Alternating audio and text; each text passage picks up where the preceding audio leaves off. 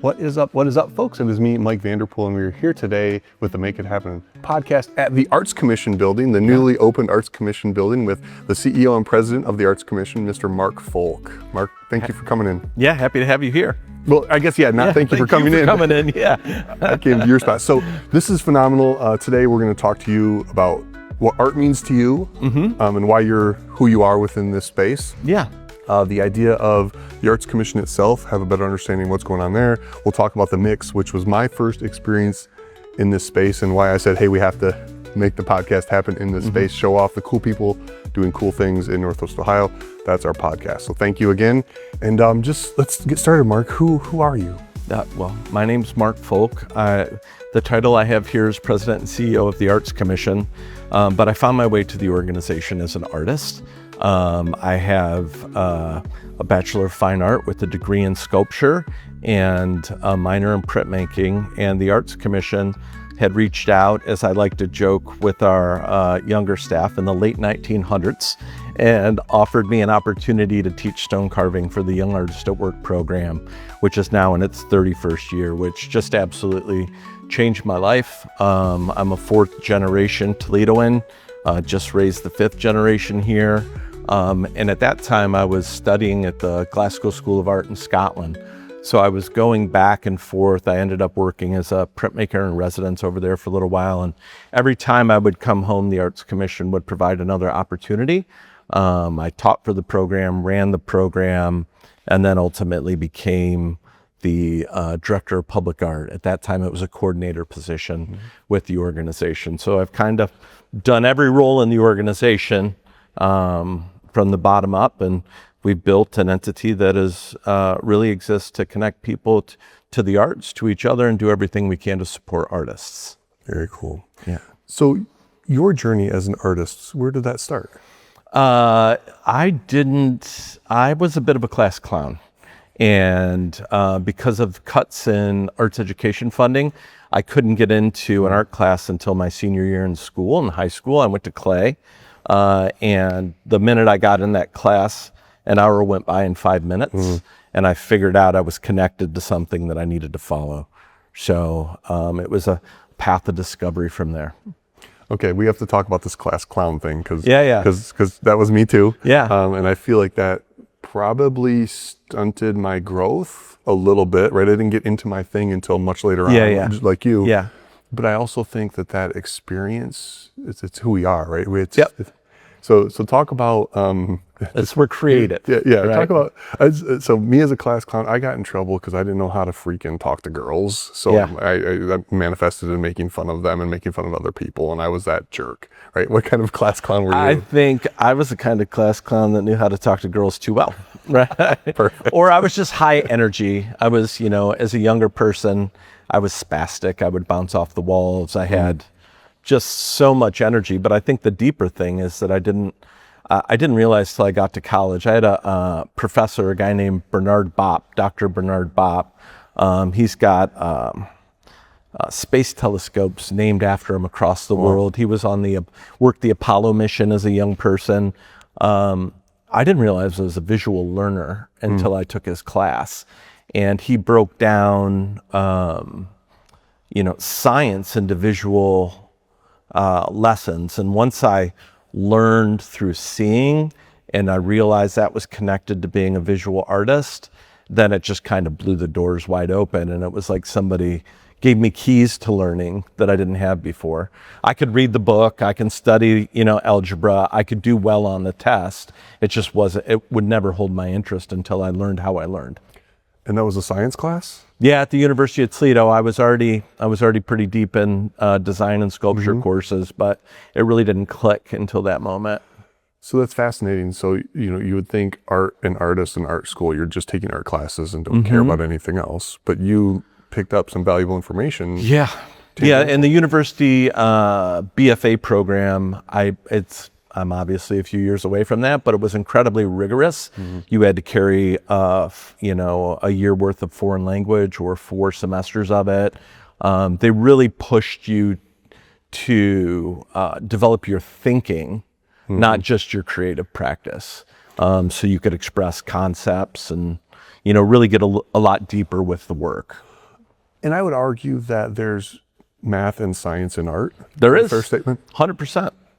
Yeah. When you look at the golden ratio and the triangle, how you're supposed to kind of view art, I don't know if that's a specific thing you're supposed to do or if it's an adopted thing or an accepted thing, but like there's art in math and math in art is a fair way, I think, to phrase it. And I think that's why it's so important to go from STEM to STEAM and to make sure that art's integrated in all of that, right?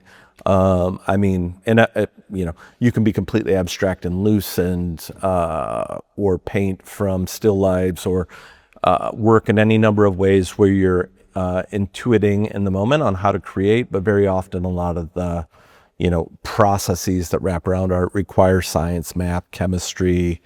You know, as a sculptor or a picture framer, you rely on those things all the time.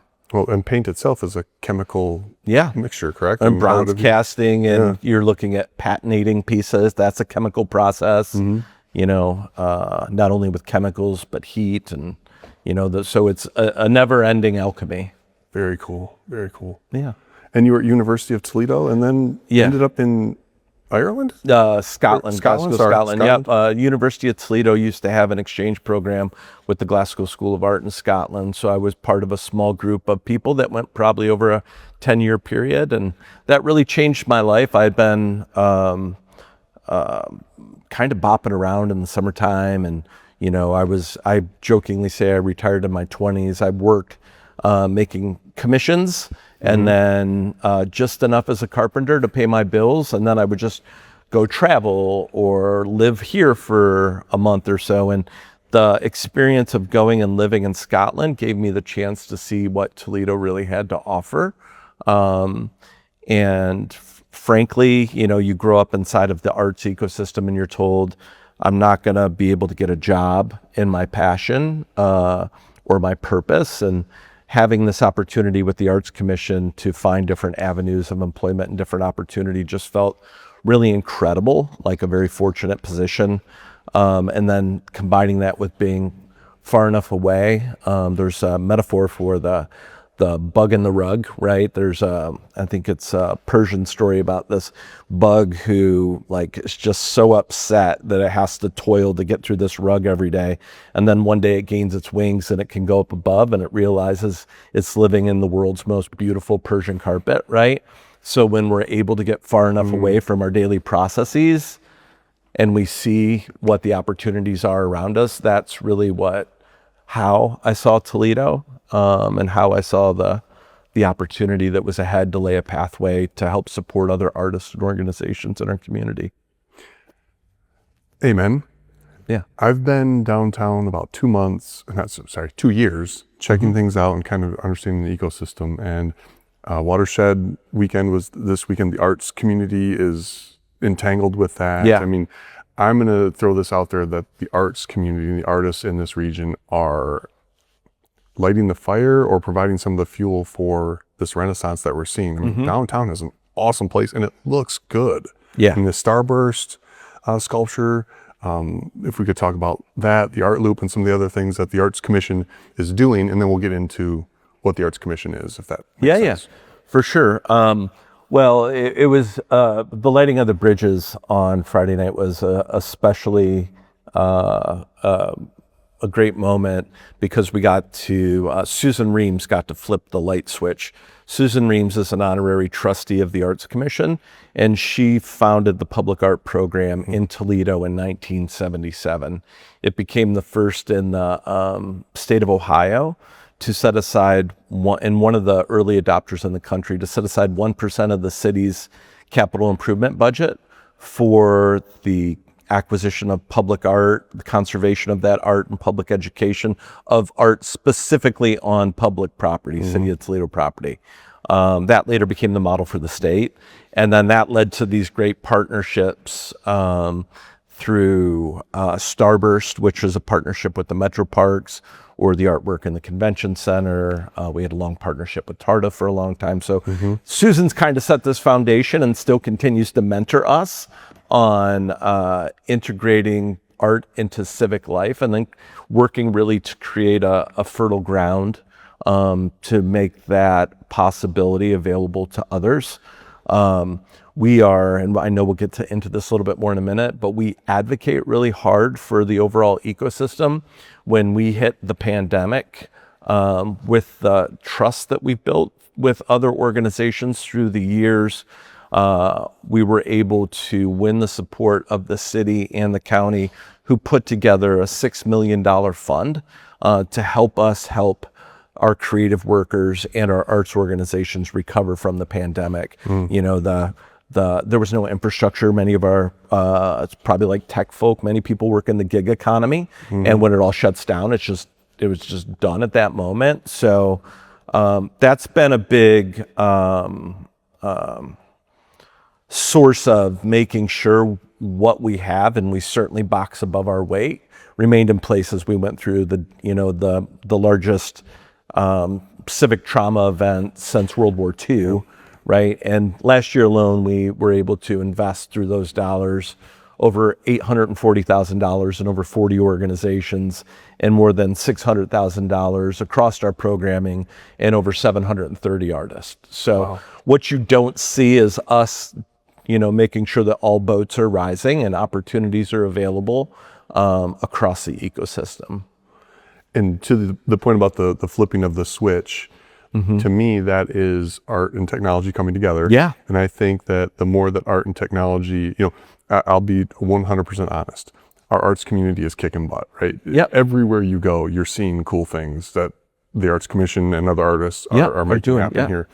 I'm trying to get our tech community to latch on a little bit. Like, let's illuminate some of these murals and add more lighting into some of these designs, which was what the bridge really is. Yeah. And you can, if you look down, have you been to Blink down in Cincinnati? No. I highly recommend you check it out. It's a public art and light festival that sits right at those, it celebrates both things, but sits heavily at the intersection of technology. They're drawing about 2 million people a year down to Cincinnati just for this weekend festival. Wow. And they're doing some really cool things with light mapping on existing murals. So they're projecting over the mural, which animates the mural in the evening, just as one small example, but there are,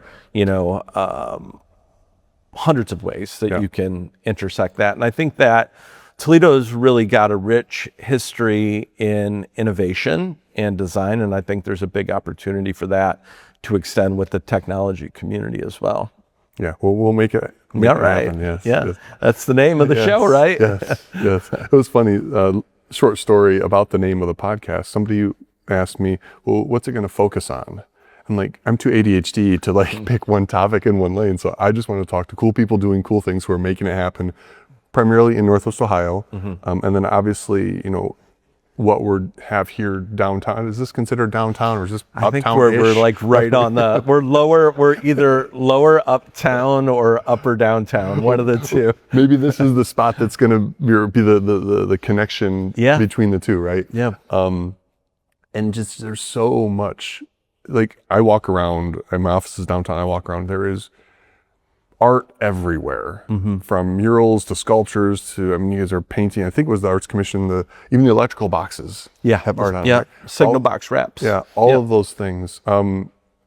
What is the definition of public art? Or is there a very specific, if I use that phrase, public art, is there a specific meaning to that, or a jurisdiction to that? I think there are a lot of meanings to public art. Traditionally, there are public art programs, so there's municipal programs. Then, through the eons, you could argue that the cave paintings in France, were public art because they were executed for community consumption, right? And then people also use the nomenclature for performance in public spaces sometimes, and more you see as you get into, as I'm sure you do with tech stuff, maybe a little into the policy weeds, people start to talk about any form of public funding of the arts as public art. So traditionally, public art is art that's in public spaces. And in the 70s, and there's still more programs coming online now, One of the ways that cities really adopted an arts forward identity was through supporting a public art program. Toledo in the 80s and 90s was the most corporate rich community in the state of Ohio, so it never set up another kind of public funding mechanism to support arts and culture at the broader level, which is it's been a challenge, for kind of the overarching structural growth, but maybe in some ways the tenacity and spiciness of the people here who find a way to continue to make it happen despite of that. But at the Arts Commission, we're always looking at those opportunities. I mean, if you look at Cuyahoga County over in Cleveland, they have a 30-cent per pack tax on cigarettes that funds somewhere between $12 and $15 million a year in the arts just for that county, which is significant to helping to drive arts and culture, and then all the cultural tourism and ancillary business that follows. And Cincinnati's got the oldest workplace giving campaign in the country. Akron had a newspaper that was owned by the Knight brothers, and wherever there was a Knight newspaper, they invest heavily in the community. So, we're our city's local arts agency, and they exist in communities all over the country, and we're all a little bit different on how we work to help support the community. Based on just the way the region came up and the ecosystem and the environment, I would assume. Yeah. Dictates somehow that, which is cool because then each entity can serve its region in the way that needs to be served. Very cool. Yeah. Let's do this. Let's take a quick break. Yep. And then on the other side, we'll talk more about the Arts Commission. Wonderful. Hey folks, thank you for checking out the podcast. We're going to take a quick break to thank one of our sponsors, because around here in Northwest Ohio, we believe in hard work, but we also know work shouldn't be harder than it has to be. Let me tell you about a local AI consulting and implementation team, Actual Reality Technologies. If you're a business owner who hates spending nights and weekends buried in spreadsheets, reports, and paperwork that should already be done, or if your people are stuck doing the same repetitive tasks over and over instead of focusing on the work that actually moves the business forward, that's where Actual Reality Technologies comes in. They build smart systems that automate your processes, monitor your operations, and surface answers without adding more work to your team. And they're doing it right here in Toledo, building technology in and for Northwest Ohio, helping local businesses run safer, smoother, and smarter. So if you've got processes you want to automate, the problems you need solved, give them a call. Actual Reality Technologies, helping our community work smarter.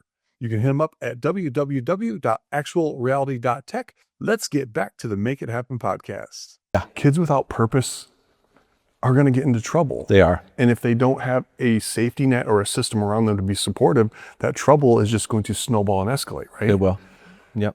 So based on the conversation, I'm assuming the Arts Commission is helping youth programs? Yeah. So yeah.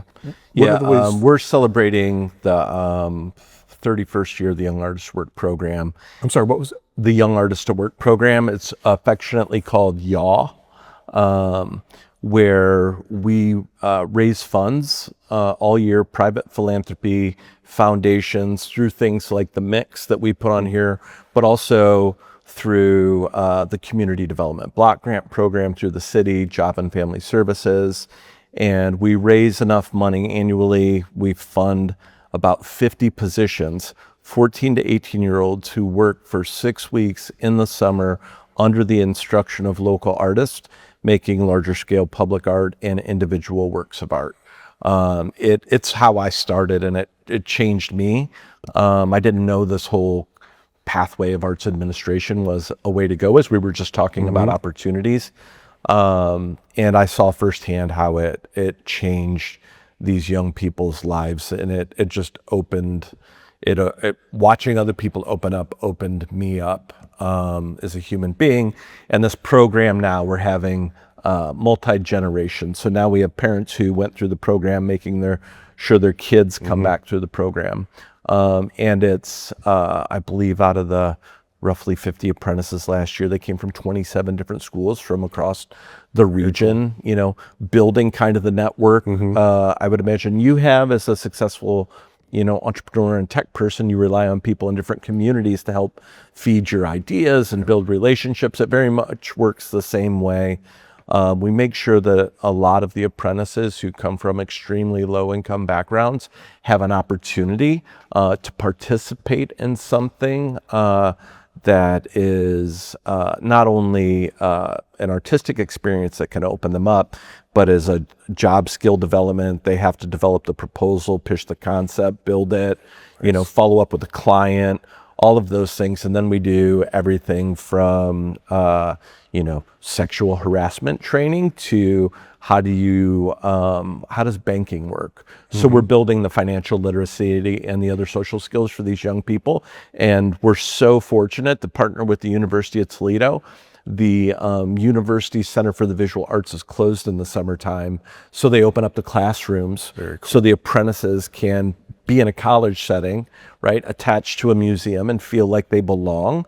And the university's even taken an extra step, and for apprentices that go through the program, they can apply for scholarships to the university. So there's that next step that, that the thing that you and I were dancing around in our personal lives, where there was an opportunity that existed that I wouldn't have known about unless I was in community with others. So it's an amazing. Natalie Gray, our director of youth services, runs that program, and the staff's upstairs right now getting ready to welcome this year's apprentices next week. And how do people find out more about that program? They can go to theartscommission.org and find out all about it. You can sign up if you have a young person. And what age group, sorry? It's 14 to 18. Okay. The cohort for this summer is already hired, being that we're starting next week.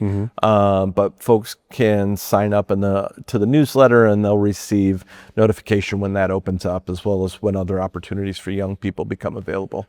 And I love that, because I see it in some of the spaces that I play, like game design and esports and other things. Meet kids where they're at and what they care about, and then teach them those skills that will be transferable to whatever field they end up in. Maybe they're fortunate and end up in art and in the business of art. Yeah. Maybe they go do something else, but communication, how to present, how to think, how to interact with others, and that's what everybody needs.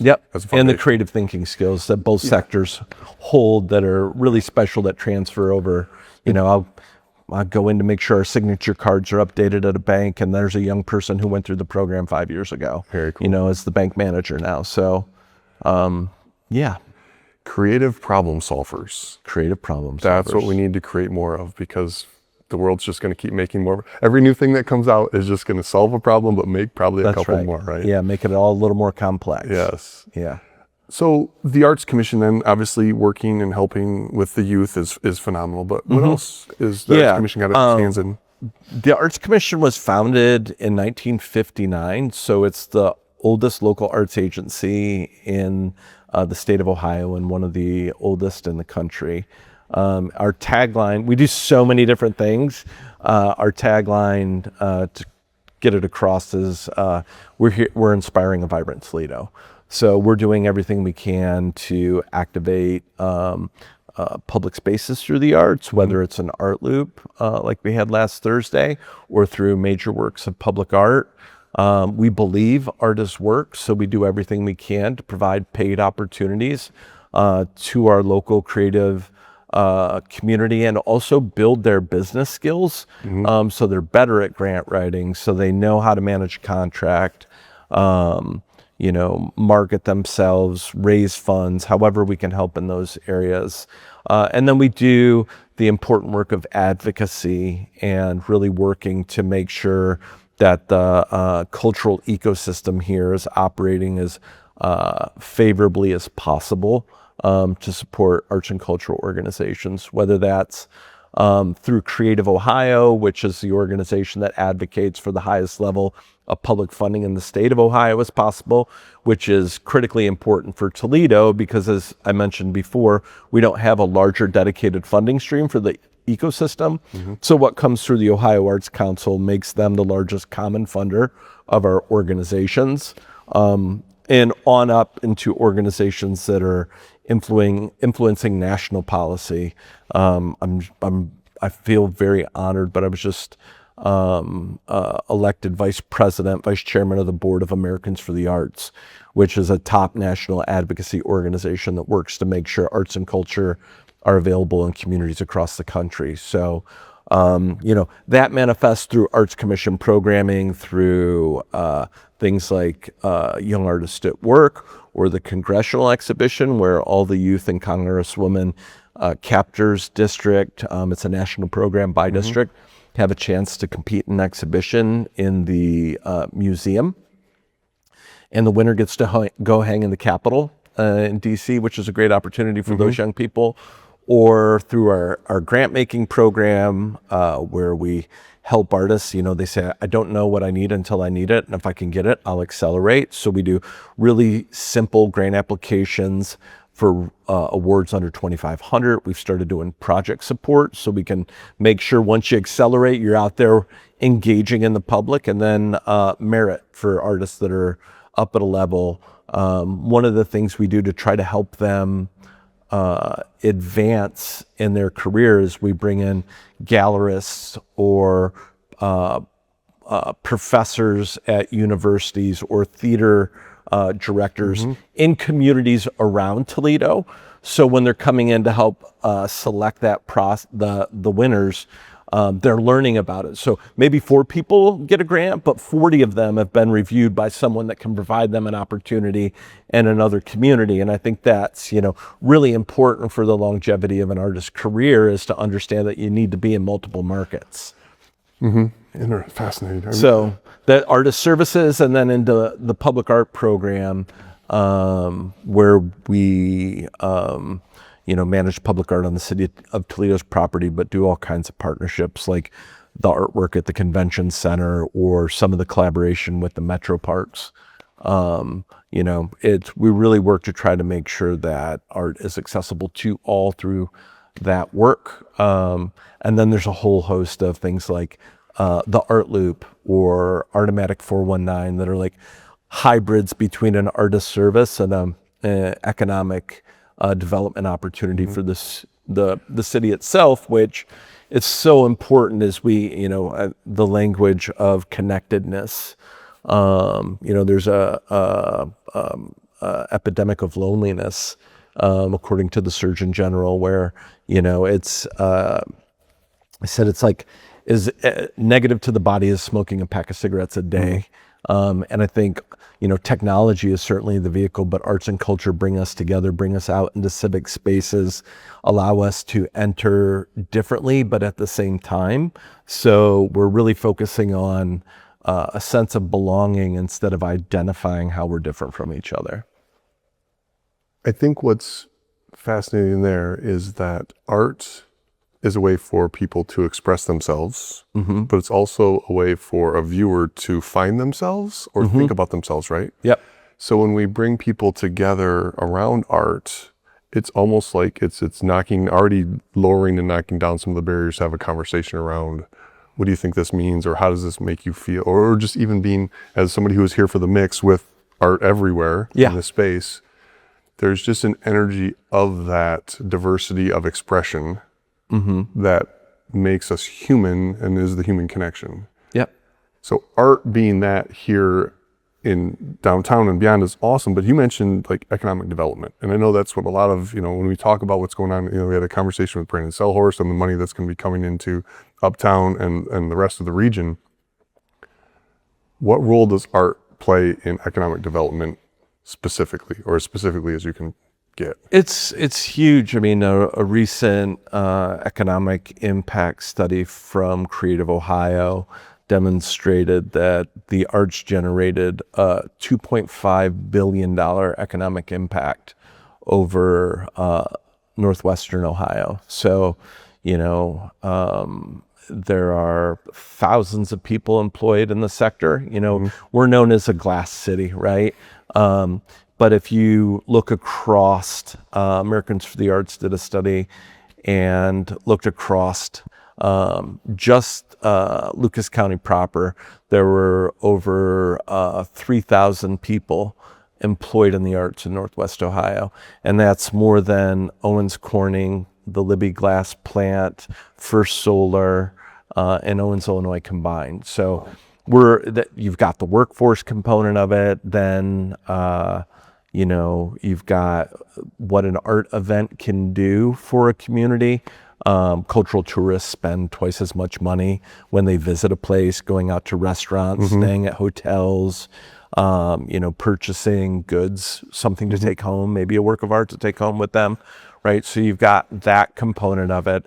And then what you really started with was this sense of pride and this knowing when you experience public art out in community that this community cares, and all of a sudden that fuels a curiosity that makes you want to stay or come back, and it builds a regional brand and a sense of identity that really helps attract business and keep our young people here. My son is a 19-year-old musician, and he's a student down at Bowling Green. He got accepted to an amazing program with a generous offer down in Nashville, which is a music capital, right? And he's like, that's what it is, and I can go be a part of it, or I can stay in a place like Toledo, and I can lay a foundation, and I can be a part of a community that's becoming what its potential is, versus already arriving at that thing. And, he's about to start his junior year at BG in 3 bands, working the door at a couple dive bars, and having the best 19-year-old life possible, That's it, right? Yeah. That's it. Yeah. So, economic development, a sense of identity, belonging, connectedness. These are all things we need to have. A healthy culture. I believe art is a document of culture, right? It's, and culture is often defined as what we do around here, wherever that here is. So we really, really see our organization and our staff see ourselves, and our board. We're governed by a nearly 40-member board of trustees. When we come in, and I just want to point this out, whether it's a grant program or a public art commission, our staff doesn't vote. We assemble committees of community members that either live around the site of a public art project or have an expertise where we're offering grants, and they make the decisions for these opportunities. And I say that because it's really important. One, rejection's hard. We all get, as an entrepreneur, you get rejected. We get rejected all the time with funding requests and asking people to support us. And we think a lot about the artist community who get, they may be reaching and not get that opportunity. And I would just always encourage people to keep trying, because whether or not you get that opportunity, the people in the room are learning about your work, and you never know when that's going to open up the next opportunity. But more so, we see ourselves as stewards of culture in the community, of art in the community. At the end of the day, one day I won't be here. Nobody who's working upstairs will be here. No one who's on the board will be governing the organization. And we just try every day to do our very best to serve the ecosystem and build an organization that's stable enough that it'll be here for the generations that follow us. Beautiful. So, not too far down the road. Yeah. What's happening next that we should be aware of if we want to come experience, get involved? Yeah, so we have Young Artists at Work is underway. Come August, we'll have the product of this year's program and an alumni exhibition over at the Toledo School for the Arts. Coming up at the beginning of August in this very space, we're going to do a art loop that's all focused on printmakers. So there'll be a printmaker jam in here. And I'm going to interrupt. Yep. Art loop. I was at one. Yeah. But I don't. Is it just? So it's evolved, right? Okay. So at one point the art walk was only on St. Clair Street. Okay. And then it was so successful that other galleries wanted to open up. So at that point, we set up a partnership with TARDA, and we created a temporary bus route. And so once a month, we would have buses running to all of the galleries. Very cool. And then there's some federal policy that the public transportation system can't donate its service to community. So we had to change the structure of that. The pandemic hit. Art Loop has an incredible brand, but it's no longer looping people through community. It's more of a brand for an opportunity for you to come out and know that you're going to have multiple experiences within the arts. Like when we saw each other last week, it was all dance. There were, a dozen different cultures dancing as well as vendors out there. So it changes, it brings different people together. You can loop the event and have many experiences. And isn't a loop part of weaving and It is. tapestry? Yep. In there? And sampling music, right? Yeah, exactly. And It's all those connects things. them all. Yeah. Very cool. And there's loops in code. Yep. For us loops tech in code. folks. Yep. Awesome. And then you can both follow us on social media or sign up for our newsletter through our website at theartscommission.org. And then you'll get updates on events that are upcoming or opportunities for if you're an artist. We try to post when we hear about employment opportunities for people in arts administration. And our staff is really fantastic. If you have questions, they're here for you.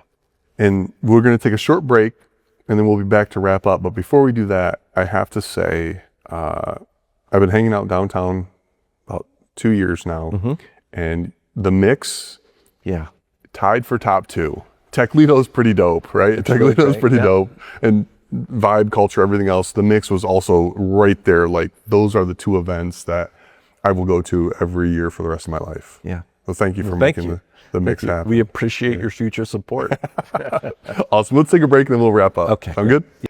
And we are back with the CEO and President of the Arts Commission, Mr. Marc Folk. Marc, this has been an awesome conversation. Yeah, thank you for inviting me to participate in the podcast and coming to our space. We really appreciate it. Anything that we can, that helps us get visibility for the creative community is successful to us. Everybody's going to rise together, right? Yep. That's the plan. So we've talked about the Arts Commission, specifically about the Youth at Work program. We talked a little bit about your history and how you and I probably, if we'd have hung out, would have caused some trouble growing up. Yeah. Is there anything else as we wrap up that you want to bring up around? I remember my second question now. Around art in Toledo / Northwest Ohio. I think the most important thing for everybody it is advocacy.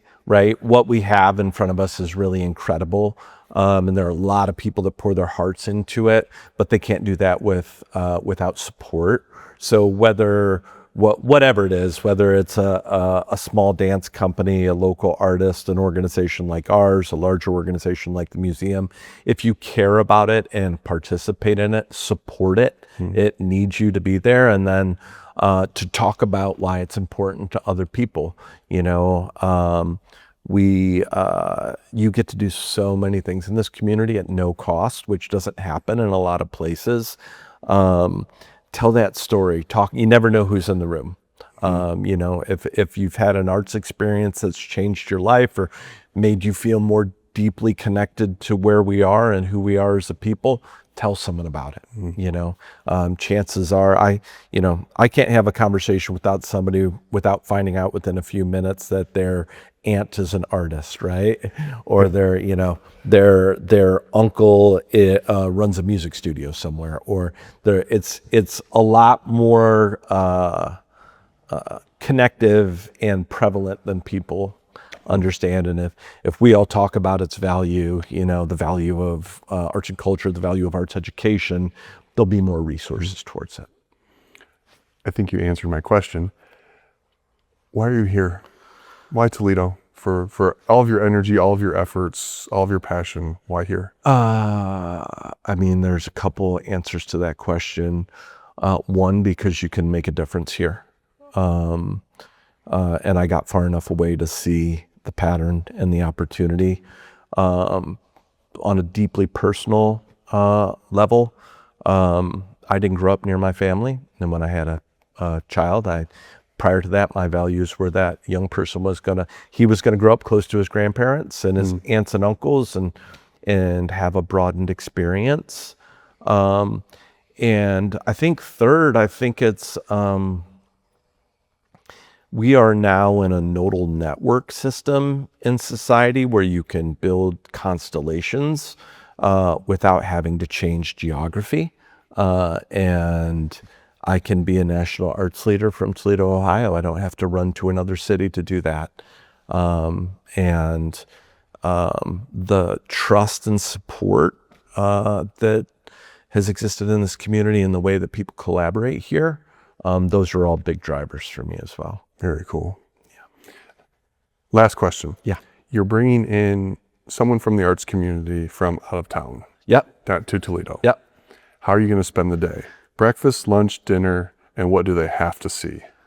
So we did this. We did 2 years ago, or last year and the year before, under the concept of civic imagination. We brought together 25 national arts leaders. So everyone from the head of the California Arts Council to a program officer for the Gilbert Foundation to a director from the National Endowment for the Arts, our peer cities in Seattle, Detroit, Denver, Nashville, on and on. We went, we did some fun stuff. We did, we meet at the Heights, you go to Toll House. We did an opening session in Lucille's, another session out in Earth. Then we went into Toledo Spirits. We went over to when it was gathered glass. It's changed hands and ownership over to Ryan Thompson. But we had a dinner cooked with molten glass out of the kiln in a variety of different ways, which was super cool. Very cool. And then the next morning, the garden over at Glass City Metro Park, over to the museum afterwards. And then we had a small fleet of golf carts arrive and then drove everybody into the Old West End for the festival, where we had a golf cart decorating party. And the response was, what the hell is happening? The response from the group was, what the hell is happening in this city, right? The way that all the leaders are working together, the spaces are open to each other. They're still talking about it. I want to be on that next trip. How can I be part of that next trip? Man, that sounds great. Yeah. Well, Marc, thank you so much for your time. Your time, not only here today, but just your time and devotion to this community, because we see it. Thank you. Whether you hear it every day or not, we all see it and we all appreciate it. So thank you. It's an honor to be a steward and a privilege to get to do this work. And thank you for providing a platform for us to connect with more people. We appreciate it. We'll keep making it happen. All right. Everybody, be good to each other. Take care. You.